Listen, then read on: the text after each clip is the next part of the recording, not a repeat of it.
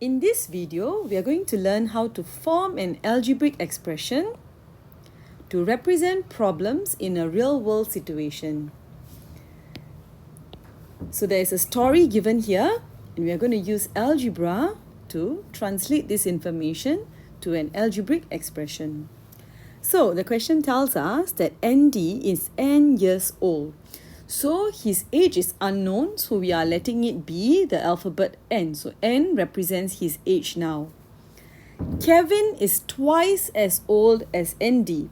Now, if ND was 5, Kevin would be 2 times 5. If ND was 10 years old, Kevin would be 2 times 10. Now, since we do not know how old ND is, we are letting ND's age be N.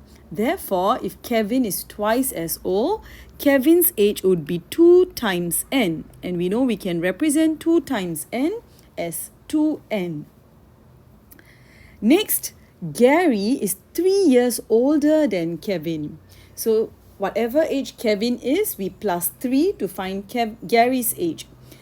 In this context, we are letting 2N be Kevin's age. Therefore, Gary's age would be 2N plus 3. So, for example, if ND was 10 years old, Kevin would be 2 times 10, 20 years old. Gary would be 3 years older, so 20 plus 3, 23 years old. Okay, so it's just as how you would deal with numbers, but because we do not have some information, we are letting N be ND's age. Now, the question wants us to express our answers in terms of N, and we need to write down ND's age after 7 years. Okay, so let's write down ND's age after 7 years. Currently, ND is N years old, so in 7 years, he will be N plus 7 years old. Next, let us write down Kevin's age after 1 year. Kevin right now is 2N years old, so in 1 year's time, he will be 2N plus 1. Next, let us write Gary's age 4 years ago. For example, if Gary now is 20, 4 years ago he would have been 16. So we just need to minus 4 from his current age. His current age is 2N plus 3. So we need to subtract 4 from this answer. 2N plus 3 minus 4. Positive 3 minus 4 will give us negative 1. Therefore, Gary's age 4 years ago was 2N minus 1. After we have done the next segment on simplifying expressions, you can come back to this question to understand why this answer is 2N minus 1. So this was a simple example to see how we can form algebraic expressions. Just think of it as how you would deal with numbers, but now we're just replacing one of the numbers in the context with an alphabet. Now, must the alphabet always be N? That's not necessary. It's just that in this question, ND's age was defined as N. Okay, so no, it doesn't always have to be N, but in this question, we can see that ND's age is defined as N. So that's why we used N. It could have been any other alphabet as well.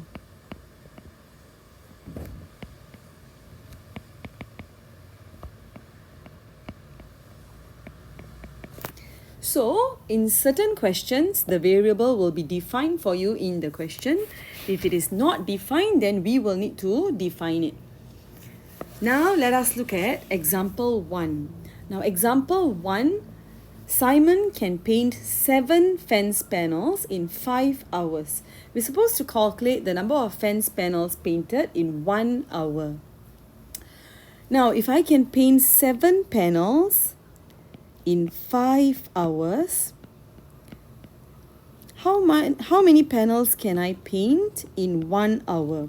So you can see that it will be 5 times less because the timing is 5 times less as well. So in 1 hour, the number of panels we can paint will be 7 divided by 5. So you can see that this example 1 didn't use any algebra because there is no unknown information. So we can get the answer is in terms of just a numeric expression. We can leave the answer as 7/5, or we can leave it in our mixed fraction form as 1 and 2/5, or even as a decimal as 1.4. Now let us look at practice 1. What if we introduced algebra to that same question? Instead of giving you the time taken, this question tells us that Simon can paint 7 panels in P hours. So how would we calculate the number of panels painted in 1 hour?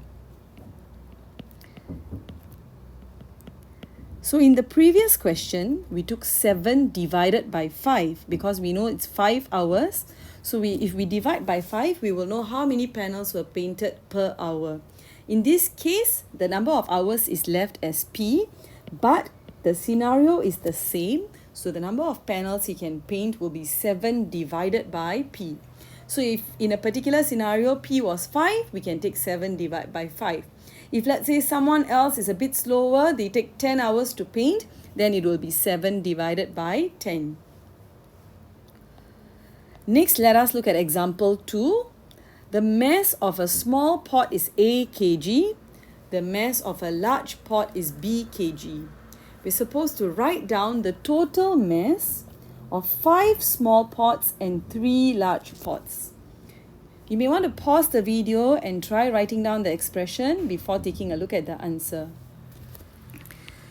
Now for each of these questions, before you write down the answer, always give a short description of what you are calculating. So in this case, it's total mass. So this would be our statement. The total mass of the 5 small pots, each pot is A kg. So the 5 small pots would be 5 times A kg. The large pot is B kg. So 3 large pots would be 3 times B kg. We want the total mass, so we will need to add these two expressions together. 5 times A can be written as 5A. 3 times B can be written as 3B. So this is the total mass. Since the mass is in kg, I'm going to put the units as kg. Next, let us look at example 3. Chen takes W seconds to make one necklace. Write an expression to find the number of necklaces made in 2,880 seconds. Again, you may want to pause the video and try writing down the expression on your own first. Now, if you are not able to make sense of the question because there's an unknown W, think of it using a number first. For example, if this question was changed to, Chen can make one necklace in 100 seconds. Then how would we calculate the number of necklaces he made in 2,880 seconds? So to do this, we will need to know how many hundreds there are in 2,880. How do we know how many hundreds there are? We will need to take 2,880 divide by 100. Similarly, for this question, we need to know how many W's there are in 2,880. So we will need to take 2,880 divided by W. So this will be the total number of necklaces he can make. Now let us take a look at example 3A on the next page. This is similar to the previous question. It's also about the rate of making something. So Chu takes X seconds to make one necklace. We are supposed to find the number of necklaces made in 8 hours. Now, before we can start this question, also again think about how you would do this question if instead of X, it was a number given. So, for example, if I say, Chu takes 60 seconds to make one necklace. That's quite fast, but let's just use that example because it's an easier number. How many necklaces can he make in 8 hours? So to do that, first of all, you need to know how many 60 seconds there are in 8 hours. Now in this question, we can't just take 8 hours divide by 60 seconds because the units are not the same. The 8 is given in hours and the timing for Chu to make one necklace is given in seconds. So first we would need to convert the numbers to the same units. For example, 8 hours to be converted to seconds. How do we convert hours to seconds? We know that 1 hour has 60 minutes. 1 minute has 60 seconds.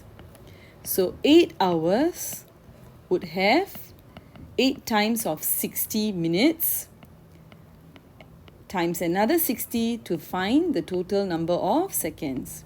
So this is the total seconds in 8 hours. So if I wanted to know how many 60s there are in this number, I'll just take 28800 divide by 60. In this question, however, he takes x seconds. So I'm just going to replace the 60 seconds with x. So the number of necklaces would be the total time that we have. We're going to divide by x to find the number of x in this. Next, let us look at practice 3b. For 3b, question tells us that Ahmad takes 50 seconds less than Chu. Chu took x seconds. 50 seconds less means whatever the timing that Chu takes minus 50. For example, if Chu took 100 seconds, Ahmad would be 100 minus 50. If Chu took 200 seconds, Ahmad would be 200 minus 50. So, if he took x seconds, Ahmad would have taken x minus 50 seconds. We're supposed to find an expression for the number of necklaces that Ahmad made in 8 hours. So I think the word Ahmad is missing in the question. So in order to do that, again, we need to know how many x minus 50 seconds there are in 8 hours. Similar to the previous question, the units are different. So I will need to convert the 8 hours to seconds, which we have done in the previous part. So I'm going to use that answer here. We're going to divide this by x minus 50 so that we can find how many x minus 50 there are in 28800. So this is how we use the question to translate the information into a mathematical expression.